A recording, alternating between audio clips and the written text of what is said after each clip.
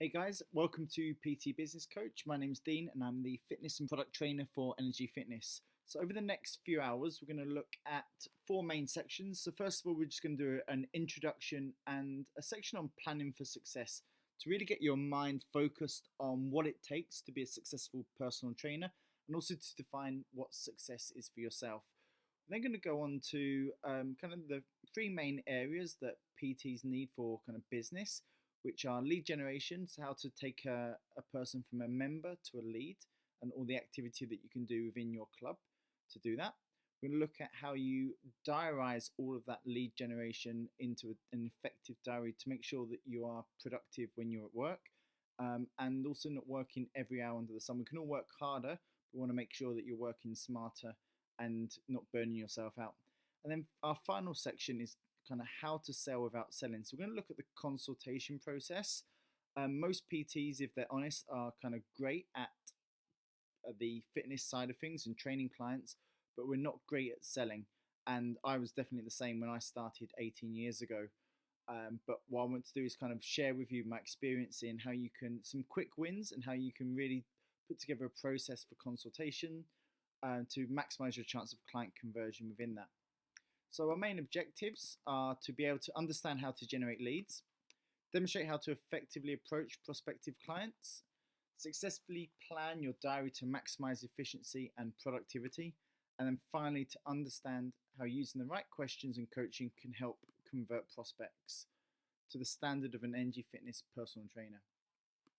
Just want to give you a quick background to myself though. Not because I think I'm that an interesting person, but I just want to really frame where my journey took me and why I want to do this course. So I started in the industry 18 years ago as a personal trainer, and my first day as a qualified PT, I walked into the gym and was plonked on the gym floor and got told to go out and get clients. It was then I realised that my level 3 hadn't prepared me for what it took to actually go out and train people.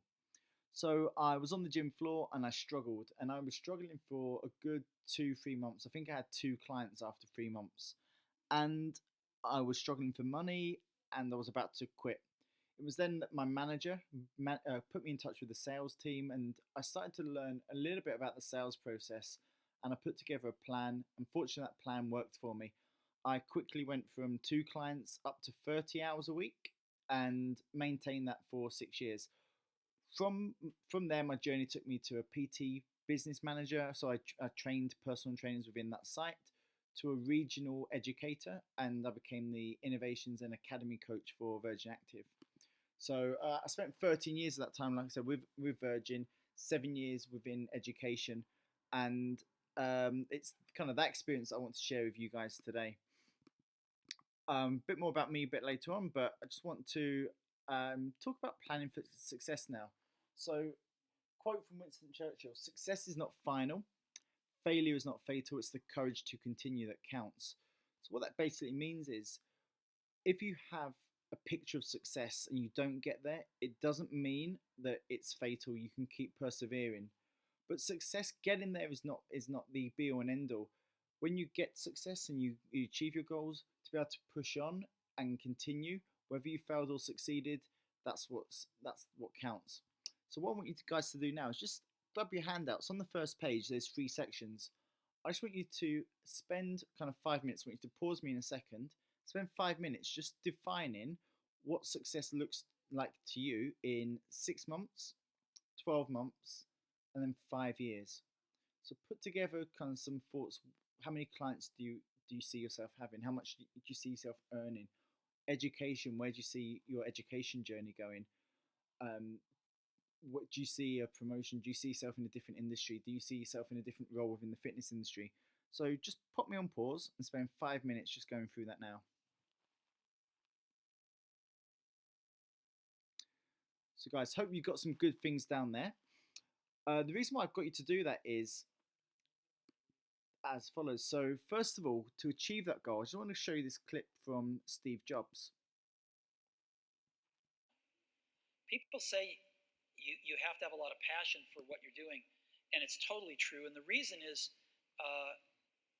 because it's so hard that if you don't, any rational person would give up. It's really hard, and you have to do it over a sustained period of time. So if you don't love it, if you're not having fun doing it, you don't really love it, you're going to give up. And that's what happens to most people, actually. If you really look at the ones that ended up, being successful, unquote, in the eyes of society, and the ones that didn't, oftentimes it's the ones that are successful loved what they did so they could persevere when it got really tough, and the ones that didn't love it quit because they're sane. Right? Who would want to put up with this stuff if you don't love it? So it's a lot of hard work, and it's a lot of worrying constantly. And if you don't love it, you're going to fail. So you got to love it. You got to have passion. And I think that's the high order bit. The second thing.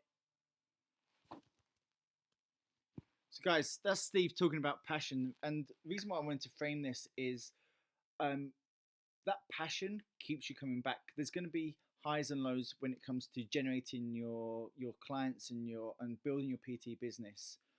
So another kind of process I want to get you guys familiar with is the circle of the golden circle. So this is kind of know your why. It's from a guy called Simon Sinek, and most PTs can articulate what they offer. So they are personal trainers, and how they do that, they deliver sessions, they coach, they supply programs to people, but understanding the why behind that, a lot of people can't really articulate that.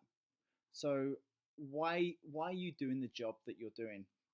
So again, I just want you to spend some time, a couple of minutes, just to jot down the reasons why you're in the industry, because it's that why that's going to keep you coming back when times are hard, when you're tired and you feel like jacking it all in. It's that why that's going to drive you forward. So having that passion and that understanding of your own personal why is what's going to help you become a successful personal trainer. So guys, pop me on pause. Got 2 minutes, and write that down.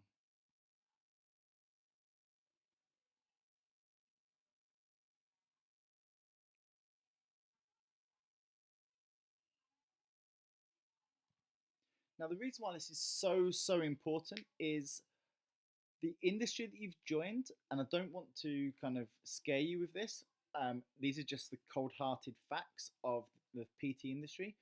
But just shout out the screen now. What do you think the average salary is of a PT?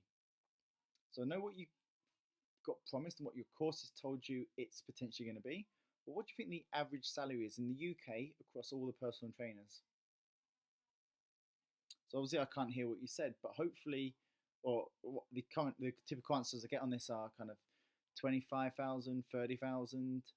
The actual salary is £19,346, so less than 20k. It's actually less than what you get as a full-time McDonald's employee. So if you want to make money, you're in the wrong industry. Second thing I want to show you is what percentage of PTs do you think leave in the first 4 months? So after they qualify and they go into the PT industry, what percent of all of the personal trainers do you think leave? So again, just shout out the screen, what do you think it is? And this, for me, is even more shocking than the previous slide. 43% of trainers will leave in the first 4 months. So almost half of the people that do their level 3 qualifications will be gone within 4 months. So I was almost one of those stats. I almost quit after 3 months. Thankfully, I persevered and I got through that period. But the reason why I hope you've done this course is you don't want to be one of those statistics, and you want to earn a lot more than that £19,300. The goal of this course, off the back of it, is over the 16 weeks, if you can get a client a week, you're charging, we've worked out £30 an hour, you're going to already be way over. In fact, you're going to be over that 19,000 by 12 weeks into the course. So that's kind of my goal, and my promise to you is to help you get those clients, not be one of these statistics, and earn more than that 19,000. Sound good?